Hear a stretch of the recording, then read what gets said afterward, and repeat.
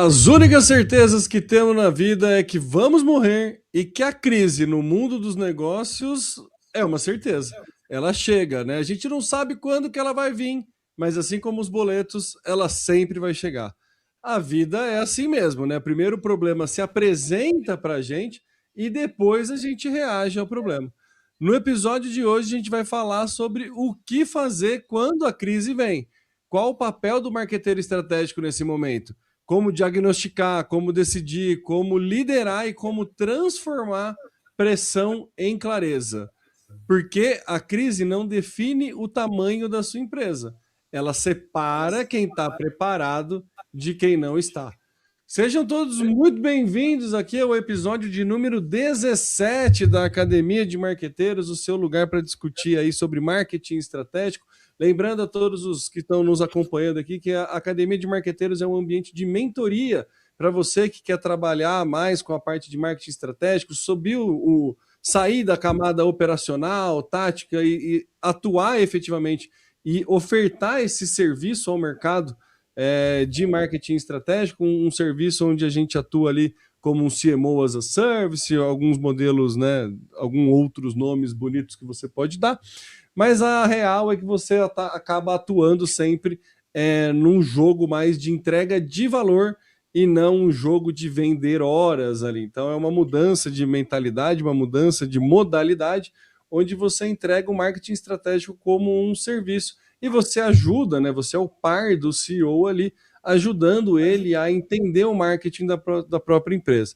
Então, para quem tiver interesse, né, acompanhar, entender como funciona esse processo de mentoria, é só você ir lá no www.academiademarqueteiros.com.br e clicar lá no Tenho Interesse, você vai chegar direto no meu WhatsApp e aí a gente pode trocar mais ideia. Eu sou o Temo Mori, um dos fundadores aqui da Academia de Marqueteiros e jamais estaria sozinho, estou sempre com o meu parceiro de academia, parceiro de mentoria e também o parceiro de podcast, Eduardo.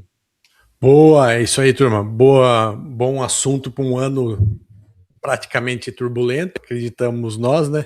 Então a gente tem que colocar esse tema aqui porque a gente já está indo aí para março praticamente, e se você está ouvindo isso no presente, né? Então a gente está indo aí para um começo de ano que pode vir a ser bastante turbulento por vários motivos, tá? Não é só, a gente não está falando de política aqui, a gente está falando de economia, de Copa do Mundo, de taxa de juros, um monte de coisa. Então vamos falar aí sobre o que a gente faz na crise, esconde atrás da montanha ou encara ela de frente? Senta, né, deita em posição fetal, pega o lencinho, chora, espera passar, né? Como que a gente vai reagir a essa crise, né? Então, assim, acho que toda empresa ela tem ciclos, né? Normalmente, quando a gente é chamada, na verdade, nem é normalmente, pensando agora, eu ia falar normalmente a gente é chamado num momento que a empresa não está indo tão bem, mas às vezes tem momentos, tem empresas que estão num processo de crescimento de escala e que quer organizar, e aí chama também um profissional mais estratégico de marketing para organizar e tudo mais. Mas o fato é que toda empresa invariavelmente vai passar por uma fase de crescimento, uma fase de estabilidade e uma fase de crise. Vai ter algumas, né, algumas dificuldades ali que a empresa vai passar e ela não é exceção, né? A crise não é uma exceção, ela faz parte do jogo, né? O que diferencia a empresa que sobrevive e a empresa que quebra não é o tamanho, mas é como ela trata a crise que ela está inserida. Então, acho que a provocação que fica aqui é como que se você atua de forma estratégica durante um momento de crise ou se você vira refém dessa ansiedade. É muito comum gestores, diretores até, mas até camadas mais baixas, eles se esconderem atrás da crise, né? Então, eu acho que tem duas frentes de assunto que a gente tem que discutir. Primeiro, para o marqueteiro estratégico que oferece o serviço, como é lidar com a crise, e aí como marqueteiro estratégico atua num cliente que está com crise. Então, 2 pontos. Neste episódio, a gente está principalmente focando no segundo caso, que é quando o que você tem que fazer quando o teu cliente está passando por uma crise, né? Então, acho que a primeira coisa é você entender que crise que é que ele está passando, né? A crise é por conta dele ou é uma crise externa? Né? É um cenário que está mudando? É um cenário que está em transformação? Ou é um problema interno que está gerando uma crise, está gerando uma queda de vendas e está movimentando isso? Acho que esse é o primeiro foco ali para a gente definir ações. Porque se ela é interna, você já tem um caminho para definir ali de onde ajustar, você tem que encontrar gargalo, vai diagnosticar, tentar entender. Pode não ser problemas da tua alçada, mas você, como um profissional de marketing estratégico, tem que identificar, diagnosticar e levantar a mão. Ó, a gente nitidamente aqui tem um problema de liderança. Ah, nitidamente aqui a gente tem um problema de produto.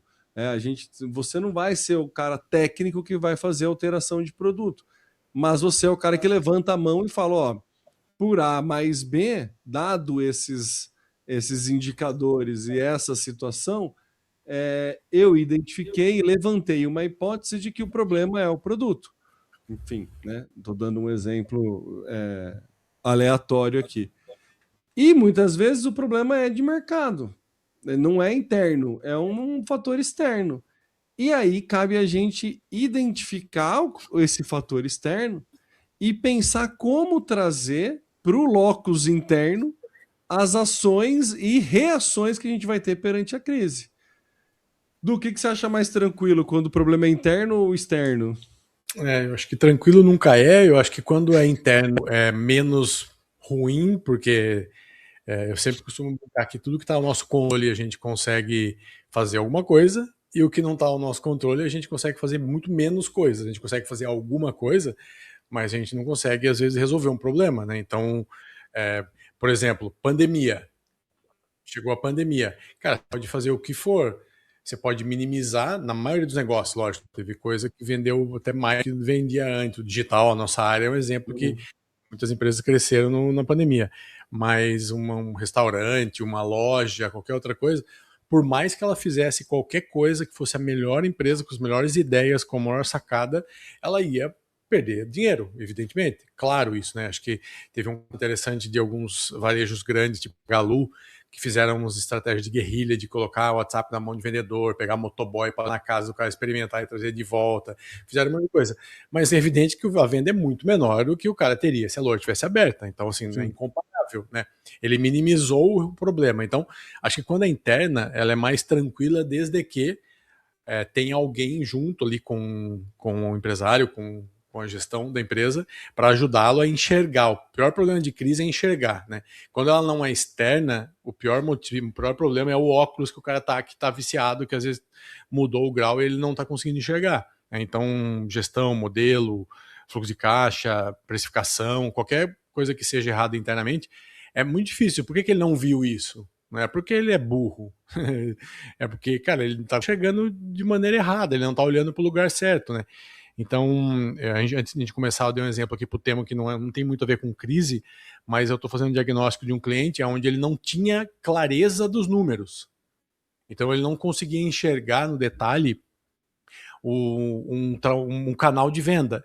Ele não tinha tanto conhecimento dos números abertos. Então, ele tinha uma linha ou duas na planilha onde ele estava vendo o número.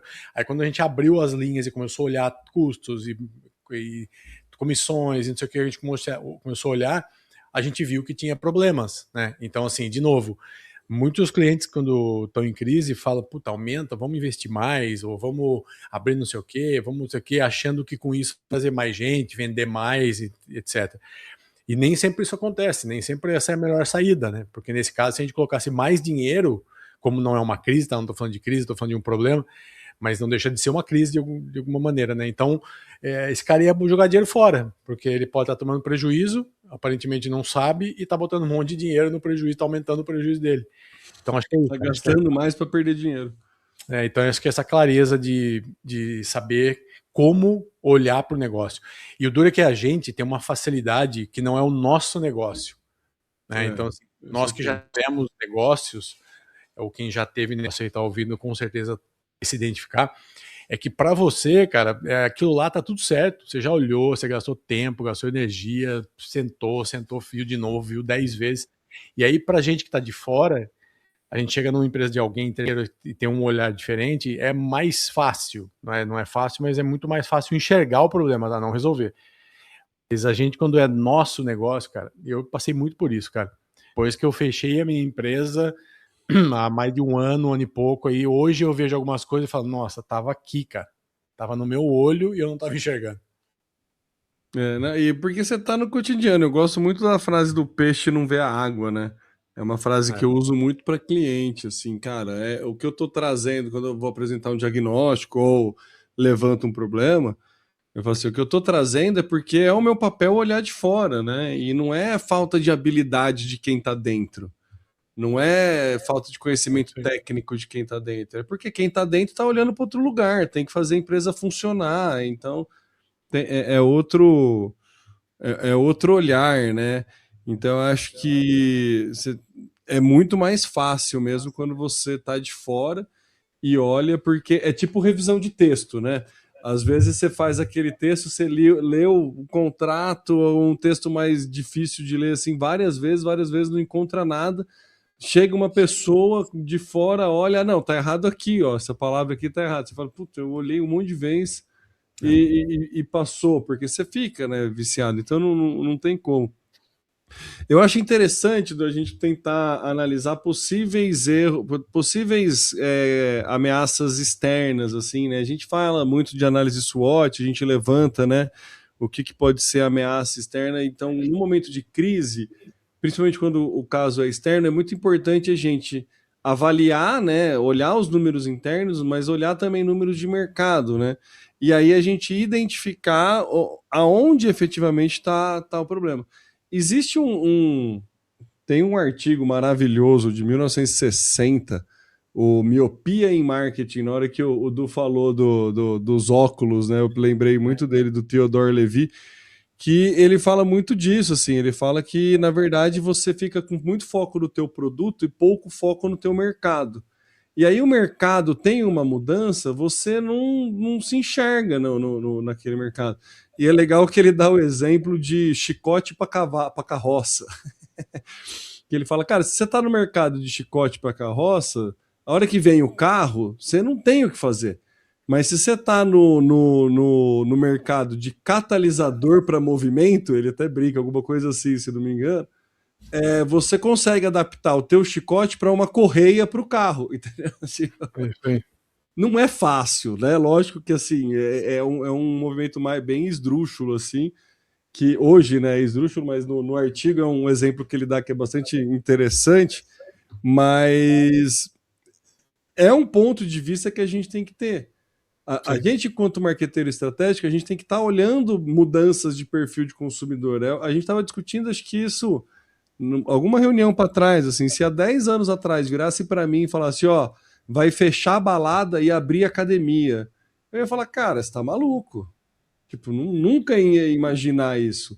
E aí você vê o aumento do movimento de bem-estar, wellness, assim, é um negócio que, cara, tá abrindo academias gigantescas em todo lugar, sabe? Grupo de corrida pra galera 40 a mais, e aí você vê balada fechando. É um perfil de mudança. Se você trabalha nesse mercado, você pode ou estar surfando uma onda ou estar vivendo uma crise, né? Então a gente tem que ter esse entendimento de mercado, o que está acontecendo, né? Então, assim, tem coisas, por exemplo, atuais, que também pautas de conversa nossas paralelas, mas que muda mercado e que a gente nem percebe. Por exemplo, bet. Cara, muito da bet está desmonetizando muita gente e mercados inteiros estão sendo influenciados por conta da falta de capital de um determinado segmento da população. Porque a galera tá investindo. Não vou. Eu ia botar aspas, mas não, eu vou corrigir. A galera está gastando com bet, né? Não é um investimento, longe disso. Né? A galera está botando dinheiro para rodar em bet e tá tirando dinheiro do orçamento familiar, para muitas vezes. Então, tipo, restaurante, outros supérfluos, não é bem supérfluo, né? Mas bens de consumo não básicos, né? Cara, acaba sendo massacrado por isso. E é um negócio que Se você não tá atento, você não percebe isso, sabe? Mercado de... tem as canetas emagrecedoras agora pro mercado de saúde. Cara, isso é outra coisa, sabe? Meu, tipo... Que impacto que isso tem no seu trabalho? Que impacto que isso tem no seu mercado? Sabe? A gente tem um cliente que é de área de construção civil e ele levantou a bola. Ele falou, cara, o que está acontecendo? Não tem mais mão de obra, não tem mais formação de pedreiro, não tem ninguém mais mão de obra. O que acontece? O custo da mão de obra aumenta muito. Aumentando muito o custo da mão de obra, aumenta o custo da obra como um todo. Você para de vender produto de base para mercado de construção civil. O mercado de construção civil está em crise? Nunca esteve, sempre constrói, sempre tem um índice lá da construção civil que sempre quer. É empreendimento novo, é coisa nova saindo, loteamento novo, você vê cidade não para. A construção civil em crise ela não está. Mas alguns departamentos sofrem muito com isso por falta de demanda de mão de obra, por exemplo. Então, esse tipo de análise é uma coisa que quem está querendo ir para um passo estratégico tem que ter esse olhar para o mercado. Né? E aí, como reagir a isso, que é o grande lance, né, Edu? Eu trabalhei uma época na V4 que eu estava atendendo uma grande conta de um atacarejo, e eles fizeram uma pesquisa, foi em junho desse ano, de 2024. Eles analisaram 2024 e acho que pegou um pedaço do começo de 2025, justamente para isso. Eles estavam vendo que, cara, se um setor de atacarejo, de comida, supermercado, está em crise, está diminuindo as vendas, algo está acontecendo muito, muito, muito importante, porque a última coisa que você corta é comida, né? Então, eles fizeram uma pesquisa para entender algumas regiões a queda era muito grande, muito acentuada, e ela vinha acontecendo e sem queda, vinha sem querer aumentar, só caindo. Aí eles identificaram, primeiro, as bets. Cara, as bets eram as principais responsáveis por tirar o dinheiro do mercado. Olha que assustadora. O cara tá deixando de comer para jogar. E no atarejo isso é mais forte, porque quem mais gasta dinheiro com isso é classe C e D. Então é o cara que tem o dinheiro contado ou que não tem o dinheiro, que está na expectativa, na esperança de ganhar dinheiro com a bet. Sim. Então é isso. E aí esse cara tem o dinheiro contado. E aí o dinheiro, gente, o dinheiro que existe no Brasil, no mundo, tal, ele é o mesmo. Ele é o mesmo, é um só. A gente só tem um dinheiro para circular. E se ele está indo para a bet, ele está deixando de ir para outro lugar. Não existe mais dinheiro. Você não entra dinheiro todo dia novo. O dinheiro é o mesmo. As empresas, as pessoas ganham a mesma coisa. Tudo esse dinheiro ele troca só de bolso. Né? Então é isso, cara. E eu lembro que nos dados, eu não lembro de cabeça, mas era tipo 20% da queda era a responsabilidade das bets. Então, assim, se o cara faz muita coisa. 20 mil caiu por causa das bets. E isso representava, dentro da população ali de média e baixa renda, principalmente, cara, às vezes metade do salário do cara, do ganho que o cara tinha no mês. O cara gastava metade com o bet. Então, assim, foi um estudo muito grande que eles fizeram, que era uma grande rede que os caras precisavam entender. E eu contei essa história justamente por causa disso, né? Porque você tem que descobrir o que está acontecendo primeiro. Porque se você está perdendo vendas, aí você olha o mercado, está caindo, você olha o concorrente também, o outro não sei o que, tá, alguma coisa está acontecendo no mundo, não é com você. Sim. Né? Então eles foram começar a identificar, juntaram lá vários grupos de não concorrentes que se juntaram para fazer essa pesquisa, contrataram uma mega pesquisa e identificaram isso, cara. Então é assustador uma crise. E é legal você falar isso, né? Que o dinheiro é o mesmo, ele só muda de lugar onde ele circula, e aí você começa a especular, né? O quanto que o quanto de bet existe, né? Porque cada hora sai uma nova, né? E o quanto que bet investe em publicidade, inclusive. Sim. E aí, assim, se ela tá gastando aquele tanto em publicidade, ela tá retornando. Sim. E, cara, e lá na V4 a gente tinha uma das unidades da V4 atendia algumas bets. O cara começou a atender uma bet, depois começou a dar certo, atender a outras. E o dinheiro é de fato grande, cara. Alto. É um dinheiro que, sim, ele tem que gastar. Né? E aí, sem entrar no mérito, sem falar sobre nada, porquê e nada, mas eles são obrigados a gastar porque eles têm várias restrições, né, de lugares de anúncio, tá? Então aonde pode os caras têm que gastar mesmo, tem que estar, por isso que patrocinam o clube, patrocinam o estádio, estão com dinheiro, é onde a lei permite, é onde eles podem, tá liberado.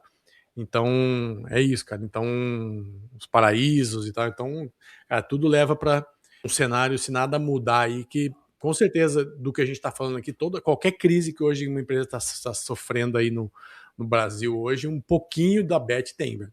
Sim, sim.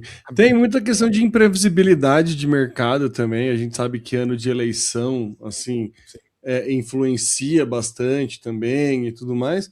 Mas, enfim, a gente não está aqui para resolver o problema do mundo, né? E nem cabe a gente querer resolver esse problema do mundo. A gente pode ter as nossas opiniões a respeito e os nossos julgamentos a respeito dos problemas do mundo, mas o que cabe a nós, o que compete a nós é como a gente vai reagir empresarialmente falando frente a esses problemas que já acontecem. Então, acho que acho que tem duas coisas, como nós vamos reagir como marqueteiros, né, e como a gente vai orientar o cliente a reagir. Acho que isso é importante também. Boa. Então, assim, a primeira coisa que fica clara é precisa me enxergar, né? Acho que esse é o ponto rápido aí. Beleza, entendemos que a crise ela é no mercado ou pode ser uma crise de gestão, né? Tipo, tá faltando algum processo, alguma coisa. Crise, tipo, sei lá, de modelo, produto deu. Identificou, beleza. Conseguimos identificar, aí a gente parte para um plano de ação. A gente vai tentar conter prejuízo, tentar ficar no 0 a 0, alinhar a expectativa. Né? Então, assim, a gente tem que ter uma ideia de processo, e aqui a gente tem que ser muito, mas muito coerente, pé no chão, conservador. Aí o conservador vai para mim, tá? Eu normalmente tendo a ser muito conservador quando eu estou falando de alinhamento de expectativa. Eu evito muito a inflar a expectativa. Não, isso aqui a gente consegue reverter. Eu tendo a ser bastante pragmático nesses momentos, porque você está lidando com uma pessoa, com um gestor que está no momento de estresse, está no momento de crise, não está conseguindo enxergar o que está acontecendo, e você vai ter que contar para ele o que está acontecendo. Assim, e muitas vezes ele não quer ver o que está acontecendo. Você corre esse risco também, principalmente quando o problema é interno. Né? Então, assim, e tem um fator também que a gente não colocou, né, mas que é importante, que pode acontecer do problema serem os dois, né? Ser interno e externo. Né? Porque isso eu falava até em sala de aula, né? O que uma empresa precisa fazer para existir? O que a empresa precisa fazer para existir? E aí os alunos sempre falavam, precisa investir em marketing, precisa ter não sei o quê, precisa ter um site, precisa ter um bom pós-venda. Daí eu falava assim, não, a empresa precisa vender mais do que gasta. Sim, dinheiro. Simples assim. Ela precisa vender mais do que gasta. Ela precisa ser lucrativa. É isso. Por pior que você gaste, por maior os problemas que você tem internamente, se você ganha mais do que gasta, a empresa existe. Então a gente parte desse princípio. O que pode acontecer num momento de crise externa é ela escancarar problemas internos. Né? Então, assim, é muito comum você pegar, começar a fazer um diagnóstico para entender o que está acontecendo de crise, entender por que venda está caindo, entender por que está perdendo performance, e enxergar problemas de mercado, mas ao enxergar problemas de mercado, você também enxergar problemas internos. E aí você tem os dois cenários. E você vai ter que virar para o teu contratante, para o teu cliente, e falar para ele assim, olha, tudo bem, a gente tem um problema de mercado, a gente tem isso, mas também temos esse problema aqui. E aí cai no primeiro assunto, que é um bom problema quando a questão é interna. Porque quando a questão é interna, a gente consegue resolver. Então a gente precisa, o primeiro passo é diagnosticar mesmo, assim, é conseguir fazer enxergar, conseguir nós enxergarmos e depois fazer com que o gestor enxergue esse mesmo problema. Então, acho que é esse ponto. E depois fazer com que os principais stakeholders internos da empresa também enxerguem esse mesmo problema. Porque aí todo mundo olhando para o mesmo lugar tende a ficar mais fácil encontrar alguma solução.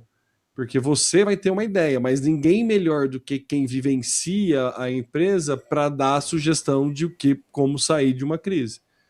Porque muito provavelmente, dependendo do cliente que você está, essa não vai ser a primeira crise que ele está passando.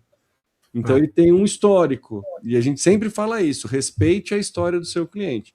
Não é porque você está chegando agora que você vai revolucionar que ele não tem um mérito de chegar onde ele chegou.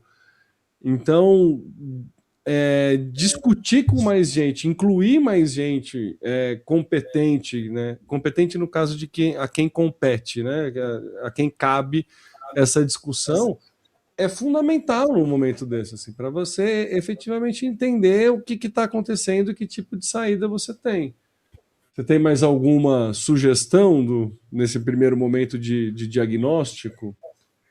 Cara, acho que é isso. Eu acho que quando você entende, e é difícil, é muito difícil o cara de fato tá muito tempo num negócio, né, e você apontar para ele alguma coisa, ele de fato querer acreditar naquilo ou querer entender aquilo. Então não é fácil, a gente acha que é fácil, mas não é fácil. Então a gente precisa ter uma habilidade aí de como conduzir, como colocar isso, porque de fato é o que a gente falou, né? Senão fica parecendo que a culpa é do cliente, né? E não tem nada a ver. Então, se a gente olhar só de crise externa, né? A gente pegar últimos 25, 30 anos, a gente teve pelo menos umas 3 ou 4 gigantes. Então, assim, 90, 91, 9, pandemia, a Dilma. Então, assim, teve 2008 o mercado imobiliário americano. Então, se você pegar a cada década, umas 2 a gente vai ter. Ou seja, você tem 5 anos de tranquilidade e 1 ano ruim. 5 anos, assim. Isso quando é uma pandemia, muito mais de 1 ano, às vezes, dependendo do negócio. Né? Então, primeiro que essas crises externas é aprender a saber que elas vão existir, aprender a lidar com isso e não querer que isso não aconteça, que vai acontecer. Então, isso é natural. Internamente, ser cada vez mais criterioso. Eu estava pensando na hora que você falava, eu imaginei assim, você pega uma pessoa que tem uma empresa aí de 30, 40, 50, 60 anos, ela vem de uma época onde olhar para custo, tão como a gente está falando hoje, olhar para concorrente, olhar para margem, não era tão necessário quanto é hoje. Né? Se você tinha uma empresa saudável ali na década de 70, 80 e tal, com certeza você tinha pouco concorrente, né? A sua margem deveria ser, na época, assustadoramente maior que hoje. Então, se você fizesse algo... A fidelização de cliente era diferente. Um dia, às vezes, né? Às vezes você tinha uma padaria na esquina ali, você tinha uma padaria no bairro. Sim. O cara ia na sua. Hoje você tem uma padaria em cada esquina. Então, e o iFood. E o iFood, e os Goomers, e não sei o quê. E tem assim, você tem uma infinidade de fora de comprar. Então, mão de obra ficou mais caro, matéria-prima ficou mais caro, concorrência. Então, hoje, se você não tiver essa preocupação em olhar de forma diferente o seu negócio, cara, isso é muito perigoso. Porque, de novo, um cara que tinha 50% de margem há 50 anos atrás, hoje pode estar com 10%. E o negócio é o mesmo. E ele pode ser bom igual, a empresa é legal, tudo certinho, ter produto para vender, ter gente querendo comprar. Mas é isso, né? Então, se você não olhar para isso com um carinho muito grande, cara, isso é um perigo. E muita gente não fez isso, cara. Veio vindo automático, veio vindo, não é por maldade, por nada.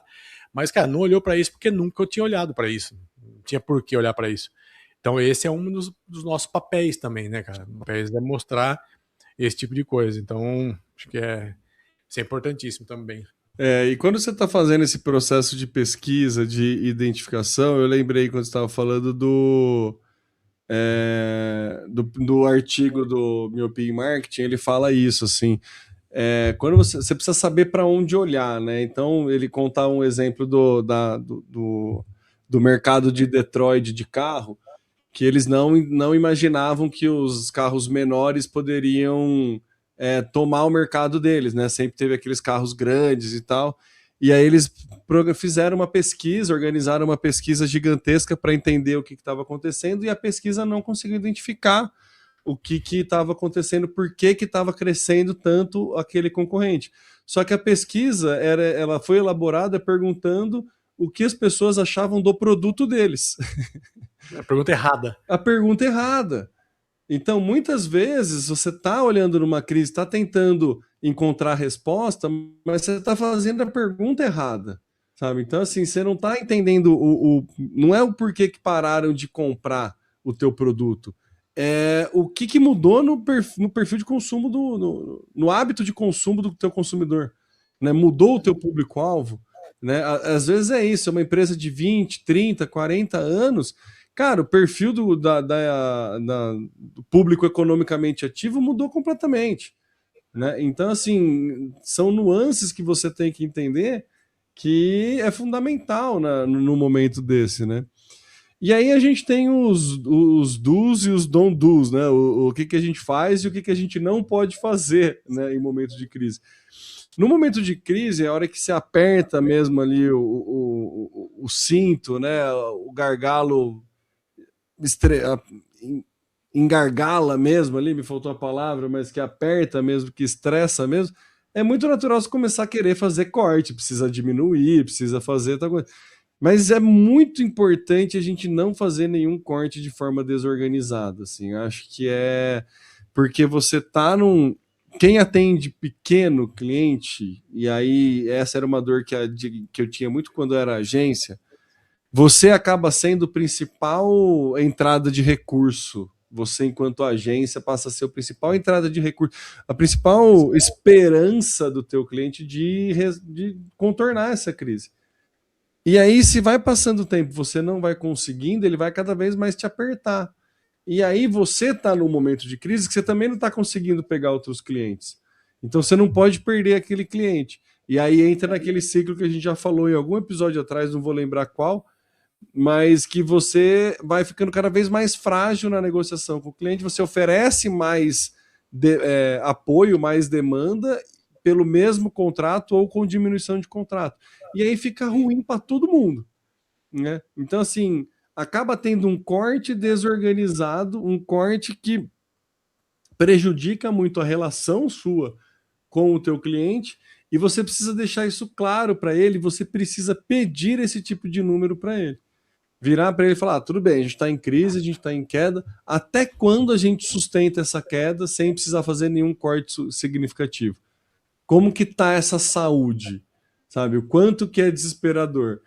Então, assim, é muito importante a gente ter clareza desses dados, assim, para poder efetivamente, porque é mais do... E aí todo mundo que é de marketing sabe disso, né? A primeira verba a ser cortada é a verba de marketing. Porque se está em crise é porque o marketing não funciona. E aí, se o marketing não funciona, eu vou cortar a verba de marketing, porque pelo menos eu paro de gastar com o marketing. Só que, assim, ele é canal de entrada, né? Fala aí, Du. Eu acho que vale o disclaimer de que a gente está falando da maioria, mas a gente vê casos que não são assim. Empresas que na crise elas investem mais e depois surfam a onda, mas é muito raridade, né? A gente está falando de regra e não de exceção. A maioria das pessoas, se faturava 100, começou a faturar 70, vai cortar o marketing alguma coisa, vai pedir para ajustar. O pensamento natural disso, ele não é errado, né? Porque você tem um percentual de investimento em marketing, faturamento. Então, se você analisar pela teoria, mais ou menos, do investimento em marketing, ele sim, só que você tem um momento de crise. Então, você tem algo que você não teria num momento comum, normal. Por isso, tem que ser analisado. A balança tem que ser equilibrada, né? Até quanto que é saudável, de fato, eu ou espremer muito a minha margem, ou até me endividar um pouquinho e pegar um dinheiro para que isso reaja. É que assim, aí, cara, eu queria fazer um parênteses que eu acho que vale a pena, que tem a ver com isso. O empresário brasileiro, pequeno, médio, ele tem pavor a endividamento. Então, assim, eu já atendi muitos clientes pequenos, médios, de várias cidades, e estou falando de regra de novo, não de exceção, mas a maioria não quer ter dívida, não quer pegar empréstimo, não quer comprar uma máquina e ficar devendo 10 anos, 20 anos. Isso é muito comum do ser humano ali, do cara que não estou falando de novo de pequenas empresas, né? Porque se você olhar as 100 empresas, 200, 300 maiores empresas da Ibovespa de ações, todas têm dívidas. Algumas têm mais dívida do que poderia, inclusive. Estão lavacada de dívida lá em cima, estão ferrada de dívida, porque dívida é natural. Cara, você só consegue crescer de fato, sim, e se tornar bem grande se você tiver alguma coisa sendo feita diferente do que o normal, cara. Se você esperar entrar o dinheiro para investir, você pode até crescer, mas vai demorar muito. E hoje em dia, ainda com a velocidade das coisas e tudo, cara, você precisa fazer isso rápido, cara. Isso precisa ser muito rápido. Então, é natural você ter uma dívida, não é ruim. Dívida não é que você está quebrado, né? Então, eu já ouvi muito, cara. Eu atendi muito cliente que a gente deixou de crescer, perdeu o bonde, e a empresa continua saudável, está bem e tudo, só que poderia estar muito melhor se tivesse aceitado ali um riscozinho maior, né? Essa é a palavra, é risco, né? Esse é o Isso ponto. Tem hora que ser sabe. empresário, A gente, empresário se acordou, tá arriscado, né? então, a gente divide aí, por isso que a gente falou, né? Na abertura a gente falou, a crise ela não define o tamanho da empresa, ela define quem vai sobreviver e quem vai surfar.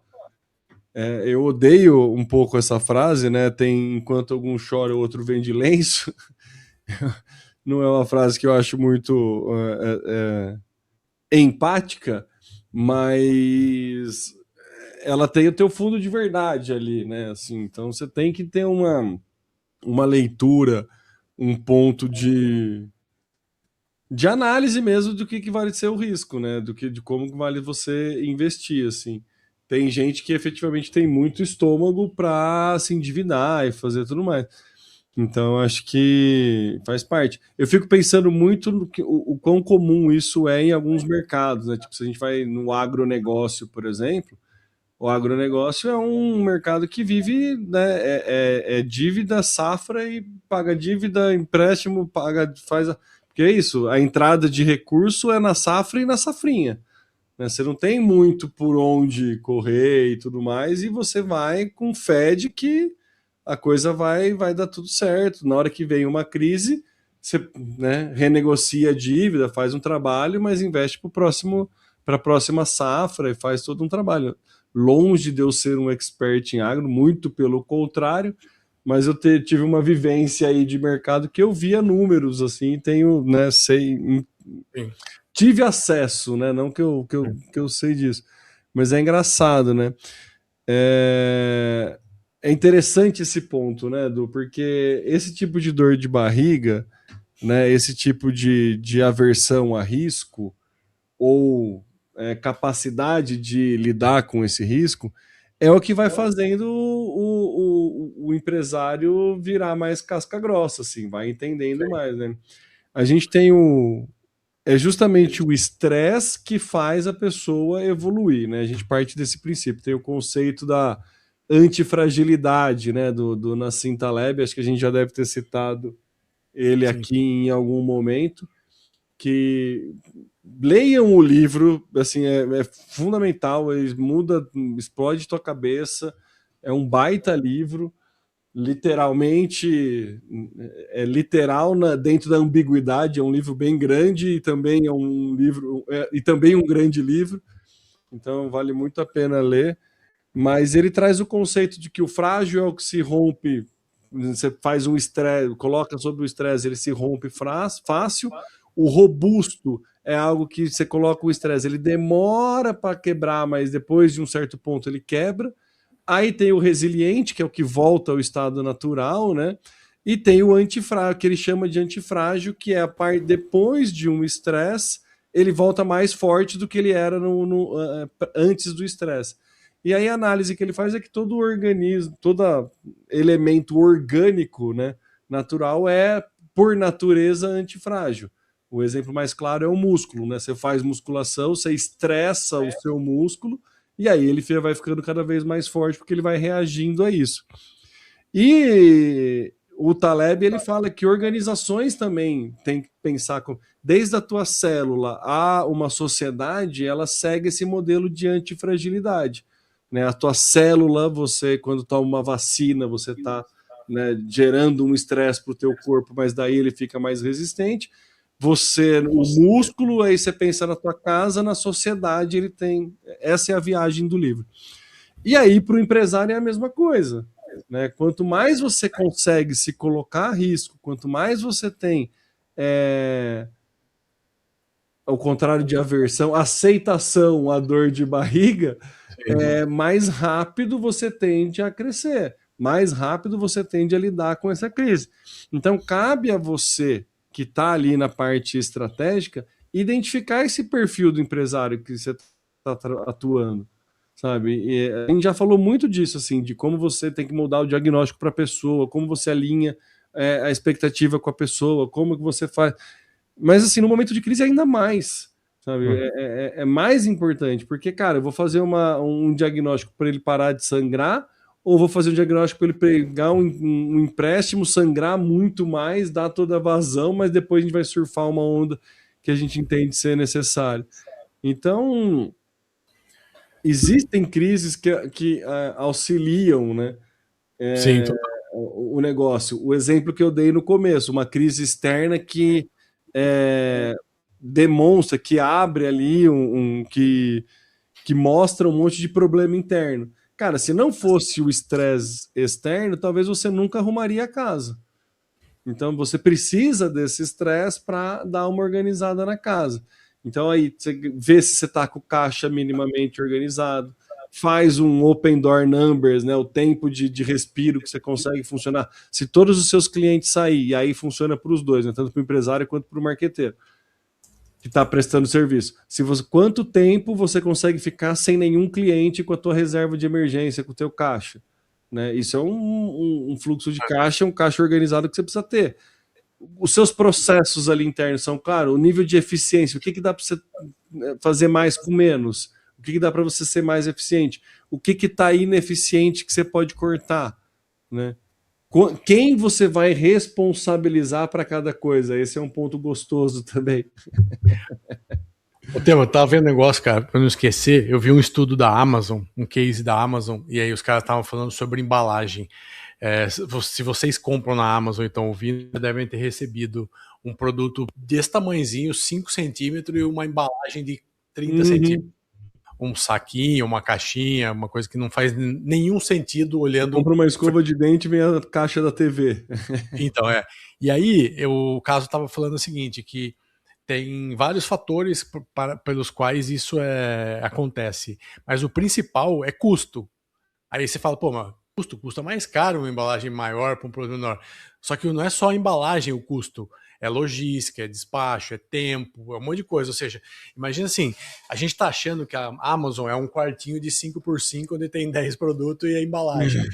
Aquilo é uma cidade. Você tem uma cidade lá dentro, logisticamente falando, e aí você imagina você ter que achar uma embalagem que está do outro lado da empresa, a 3 quilômetros de onde você está aqui para embalar, para sair, e se você tem uma do seu lado aqui, que é maior ou menor ou que não é. Então, o custo geral, de maneira geral, isso foi estudado, evidentemente, não, imagina, a Amazon fez isso, ela viu que era mais barato você trazer uma embalagem dessa grande para um produto pequeno do que ir buscar a embalagem correta no lugar que ela está, a embalagem adequada. Olha que coisa maluca. Aí a gente está num nível de detalhe, mas que é um ótimo exemplo, né? Então a gente está jogando para cima justamente para isso, para mostrar, né? Lógico que você não precisa ser a Amazon, mas da sua realidade, o que você precisa olhar, né? O que dá para olhar, o que está no seu controle. E é muitas vezes isso, uma crise externa te obriga a fazer esse tipo de estudo, que aí faz você ter conclusão de que você está perdendo dinheiro indo buscar a embalagem adequada. É isso. Porque para você, para todo mundo, na verdade, é óbvio. É lógico. Que se eu vou botar uma embalagem grande, um produto pequeno, eu estou perdendo espaço. É pior para logística. Intuitivamente pior para tudo. Né? E assim, só que se não é uma crise, aí é a questão da antifragilidade. Né? Se não é esse estresse, você nunca vai trazer esse olhar. É isso aí. Então, o ideal, o mundo ideal é a gente conseguir sempre levar esse olhar, independente de crise ou não, né? A gente, enquanto marqueteiro estratégico, trazer esse tipo de coisa. Mas a gente vai ver os primeiros problemas mais óbvios, segundo, vai resolver os problemas no diagrama de impacto versus esforço, né? A fruta mais baixa. O que você vai resolver que gera maior impacto num menor esforço? Você sempre vai fazer uma priorização através dessa matriz. Então não tem muito para onde correr. Só que você vai colocar nesta matriz, os problemas mais óbvios. Sim. Que é o problema que você está diagnosticando ali. Um momento de crise é um momento que abre uma oportunidade, e aí também algum guru de LinkedIn, alguma coisa aí, falou que em chinês crise e oportunidade é a mesma palavra. Em alguma língua deve ser, enfim, né? Que todo mundo é outro chavão de quando está em crise, né? Mas o fato é que no momento de crise você tem uma necessidade, uma oportunidade de olhar para situações menos óbvias. E aí você começa a colocar nessa matriz de impacto versus esforço justamente os problemas menos óbvios de ser resolvido, como, por exemplo, se vai sentido eu ir buscar a embalagem correta para o e-commerce, para o produto que eu estou pegando. Então a gente tem assim. É muito louco a gente ficar falando disso assim, porque a gente vai entrando em muito conceito, vai abrindo muita caixinha, né? O próprio conceito de inovação, né? A questão. O. Como que chamava o cara do Waze? Ah, não vou lembrar o nome dele. O israelense. Eu acho que ele é israelense, acho que é. Yurai. Ah, não vou lembrar. Depois a gente bate no Google aqui e corrige. Mas ele tem um livro, acho que é o Apaixone-se pelo Problema, né? Que é isso, cara. Você ficar. O problema, ele te ajuda a crescer, sabe? A entender o que é o problema que você está resolvendo. Você entender, ficar especialista naquele problema, faz você necessariamente buscar soluções por mais de uma frente e formas distintas de solucionar aquele problema e formas mais eficientes de solucionar aquele problema. Isso é a mãe da inovação. Não precisa ser nada ligado à tecnologia, normalmente porque o mundo é assim e a gente vive nisso, blá. Não, mas nem tudo precisa ter inteligência artificial para ser inovador. Então, acho que a crise a gente tem que aproveitar momento de crise melhor, assim, sabe? Óbvio, todo mundo tem os boletos para pagar, é sempre assim, as coisas mais óbvias vão vir primeiro, mas assim, tem que ter esse aprendizado. E, de novo, a vantagem da gente ter cabelo branco, de estar mais tempo nisso, de ter passado por mais crises, é que você começa a identificar a crise. Não que você identifica a crise antes, não é esse o ponto. Mas você já tem uma noção de para onde ir quando você começa a identificar um problema, para depois avaliar se é uma crise ou não.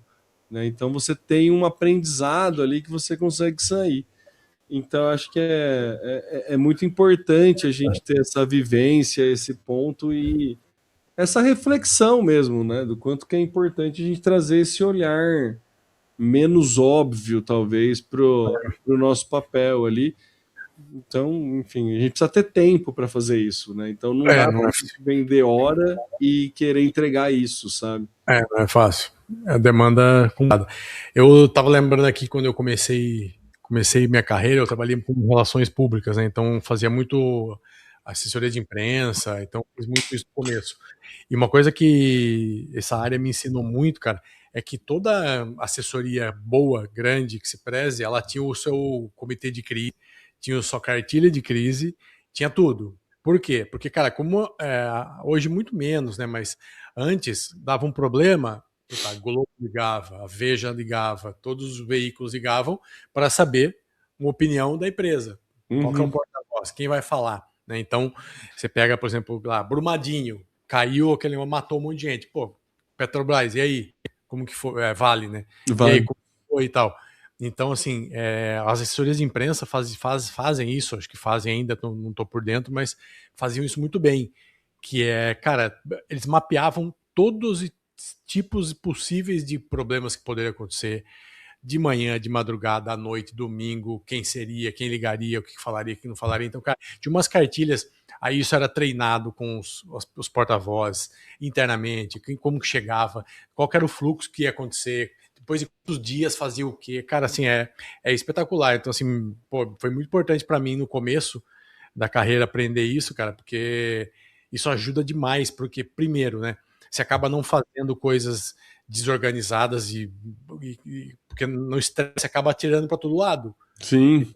Não sabe, você culpa as pessoas, culpa o mercado, culpa o governo e manda pausar tudo. Aí cada dia que você acorda você quer fazer uma coisa diferente. Né? Então, assim, entrando um pouco no que não fazer, que a gente tinha comentado, Então não adianta sair fazendo isso, cara. Cada dia que é uma coisa, cada semana muda. Eu fiz um vídeo e não deu certo, vou fazer outro.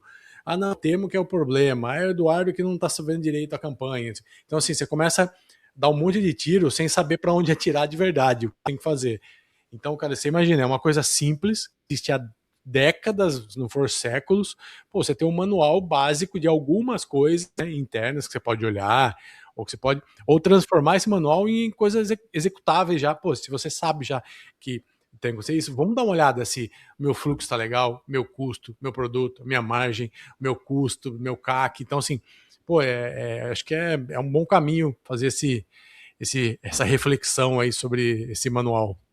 Muito legal você falar disso, porque quando eu comecei também fazendo conteúdo, vendendo conteúdo para Facebook e criando estratégias de relacionamento e tudo mais, no começo mesmo de marketing digital lá para uns 2012, sei lá, um dos itens que sempre constavam na minha proposta que eu ia fazer era justamente um trabalho de gestão de crise.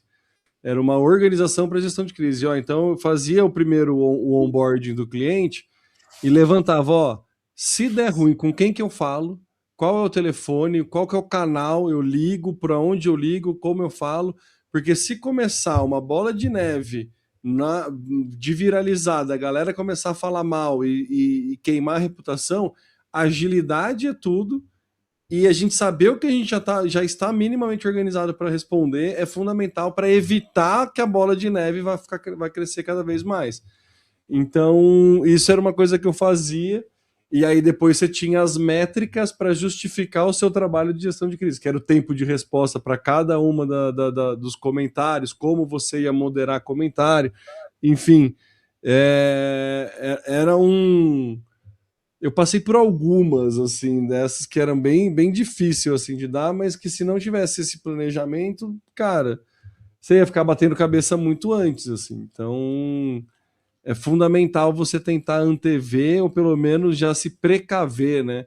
Caso der algum problema, quem é que responde, né? Esse cara, ele tem um media training, ele sabe falar? Ele é um cara preparado para falar? Né? Então, acho que é muito importante a gente pensar nisso, assim, sabe?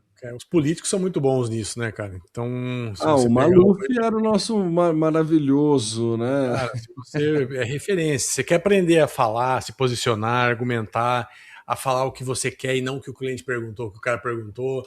Cara, estude os políticos, né? Porque o que ele mais faz é isso, né? Então, às vezes faz uma pergunta, ele tem uma resposta, você fala, mas eu perguntei mesmo? Você não lembra o que você perguntou há 5 minutos atrás. Porque ele vai para um caminho, para um lado que ele te leva, parece que ele te conduz a resposta para um lugar que ele quer, e é isso que ele faz mesmo. E aí isso não é dom, gente.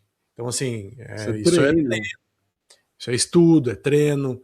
Então, um presidente de uma empresa, um diretor, também tem que estar preparado para isso, né? Então, quando algo acontecer, ele tem que estar preparado. E poucos estão, viu? E aí também. E aí é um dinheiro onde é difícil você conseguir convencer de investir, sabe? Muito. A não ser que alguém já passou por isso. Aí fica mais fácil, é igual o seguro.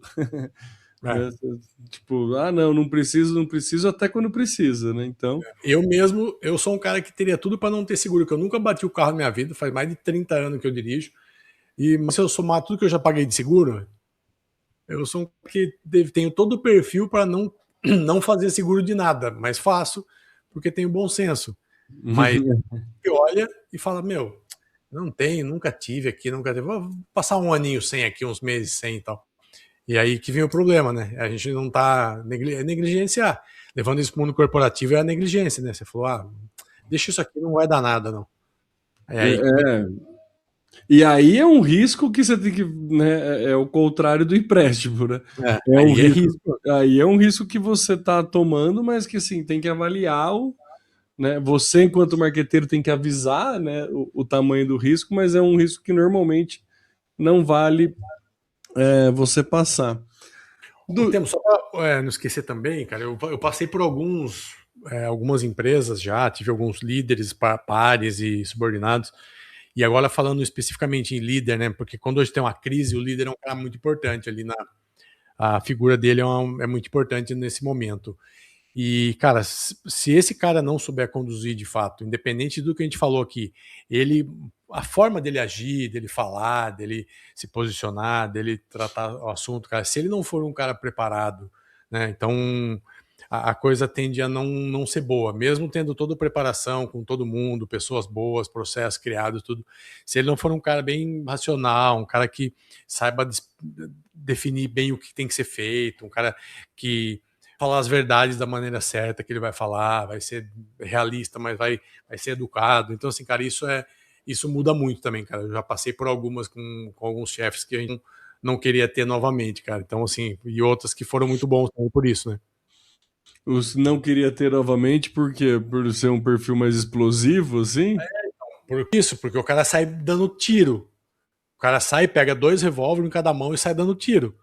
Tudo tá errado, o mundo tá caindo, ou seja, o pânico ele duplica de tamanho, você fica pior ainda do que você tava, né? Então é um momento de que, porra, é o líder.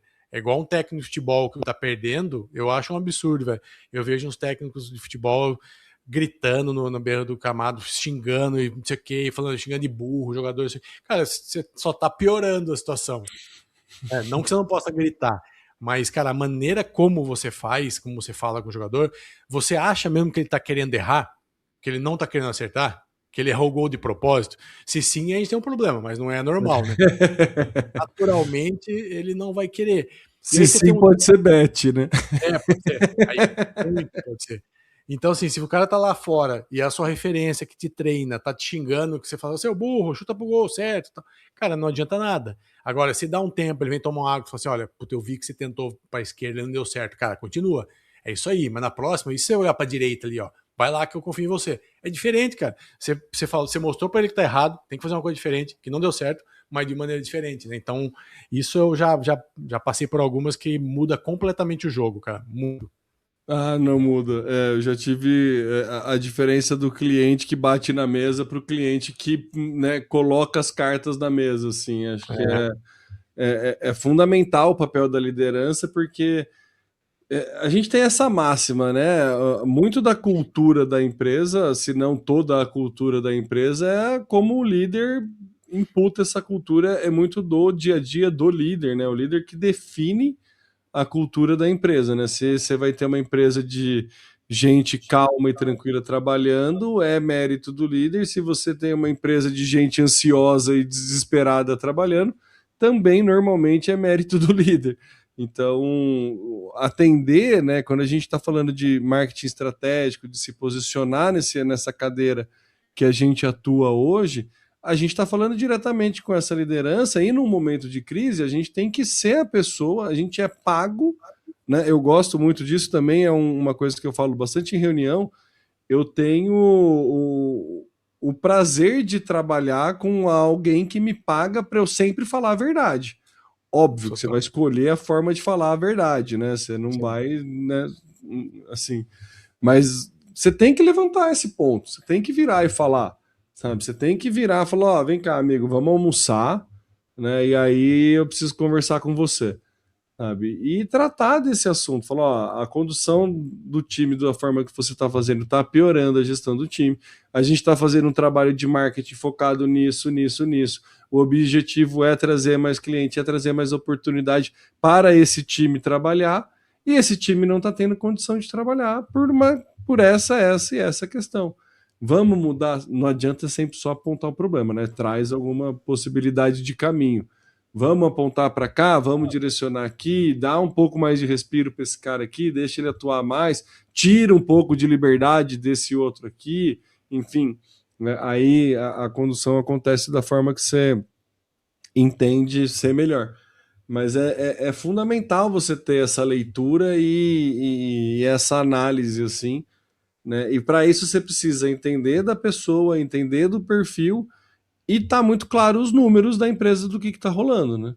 Então, assim, para dar um fechamento aqui no episódio, é entender do mercado, entender do teu cliente, entender dos números do teu cliente e entender o perfil do teu cliente. Para aí você conseguir ter um processo de gestão de crise minimamente saudável. Mas, de novo, a franqueza e a transparência ela é muito importante nisso. Ó, a gente está num momento ruim, a gente não tem previsibilidade de aumentar, a gente está tentando diminuir, né, o ângulo da queda, sabe? É isso. Então, deixar claro a expectativa frente ao teu cliente, para que aí, no processo de confiança, de trabalho, você consiga efetivamente executar a tua demanda, o teu dia a dia. Então, é fundamental você ter só tudo isso sobre né, sobre a tua visão, sobre a tua alçada. Né? Isso aí. Certo, Du? Certinho. Mais algum ponto ou vamos fechar aí em 1 hora? A gente nunca consegue fechar na hora certinha, mas tudo bem. 1 hora e 25. Olha, Que beleza. religioso. Mas é isso, eu acho que, cara, a gente tem que escolher, né, na hora da crise, se a gente vai, de fato, o que você falou no começo lá, né, chorar no cantinho da sala ou vai sair correndo para ver o que a gente vai fazer, né? A gente se acomodar, eu acho que é a única coisa a não ser feita, evidentemente, não é um bom caminho, mas é arregaçar a manga e, cara, vai dar muito certo às vezes, vai dar mais ou menos certo outras, vai dar errado outras, faz parte, cara. Não existe essa receita, infelizmente ainda ela não tá pronta pra gente pegar e usar. Mas tudo que a gente falou aqui, se a gente conseguir fazer o que a gente falou aqui e botar isso em prática, com certeza você vai ter uma luz bem legal piscando ali no túnel para você saber onde você vai, né? O mínimo de preparo você vai ter para pelo menos começar a nadar na hora que o mar começar a ficar revolto, né? Então acho que esse é o ponto. Boa. Maravilha, então, gente. Muito obrigado aí a todo mundo que acompanhou até o final. Se quiser saber mais sobre a mentoria e para começar a vender esse serviço mais estratégico, de entrega de mais valor e, né, de ticket mais alto, LTV mais longo, enfim, quiser trabalhar, atuar como marqueteiro estratégico, procura a gente, entra lá, academia de marqueteiros.com.br, a gente tem cortes, conteúdos lá no YouTube, no LinkedIn, no Instagram e também no TikTok, ó, só que jovens. Estamos lá estamos lá no TikTok também.